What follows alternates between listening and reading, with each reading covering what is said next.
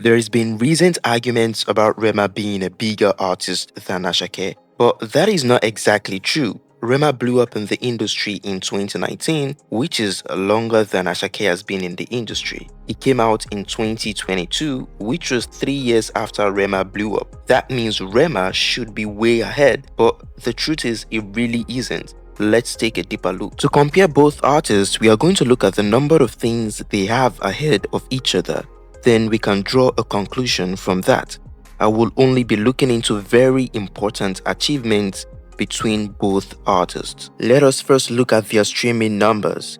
For Rema, he has amassed over 5.1 billion streams across all credits on Spotify.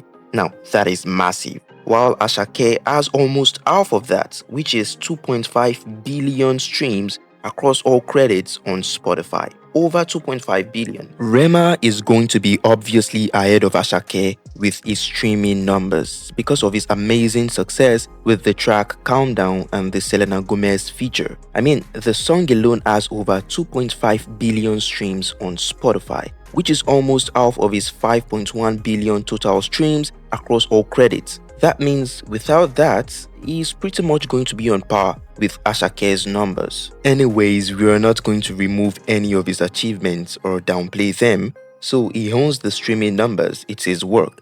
Rema is totally leading with streaming numbers and he has this round taken ahead of Asake. Now, let's look at both artists' discography. Who has a better discography between Rema and Asake? For Rema, he has released a lot of EPs particularly. The Rema EP, the Freestyle EP, the Bad Commando EP, and the Ravage EP, with only 2 studio albums out, which are Rave and Roses and He Is. It is a pretty solid discography if you ask me, but how is it looking compared to Asake's discography? Let us look into that. For Asake, he has released an EP called Olola de Asake and 3 studio albums, which are Mr. Money with the Vibe, Work of Art, and Lungu Boy. And for an artist that came out in 2022, releasing 4 projects in the space of 2 years is pretty impressive. And all his projects have received wide appreciation from Nigerians, unlike Rema's, who has only 1 project to have performed amazingly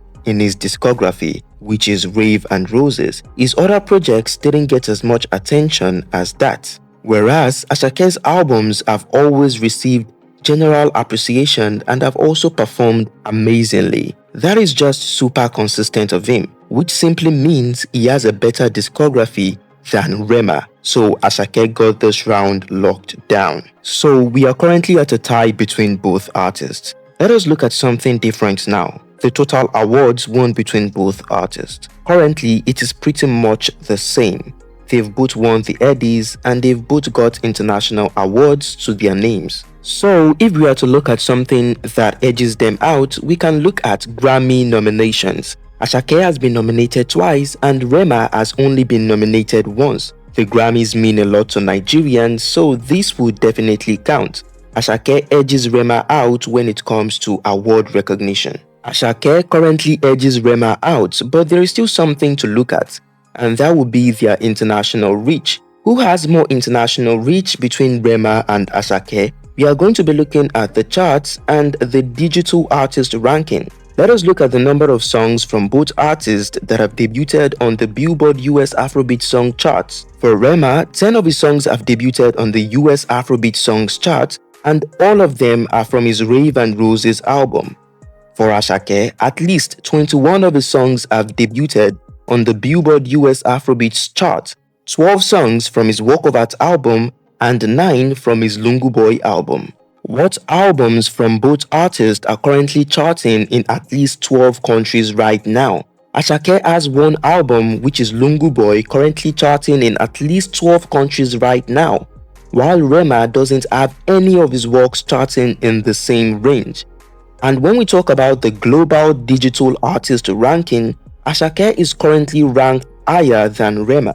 So, short answer for this round, Asake is currently having more international reach than Rema because of his chart presence and global ranking. So, he has this round locked down too. So, what is the final verdict?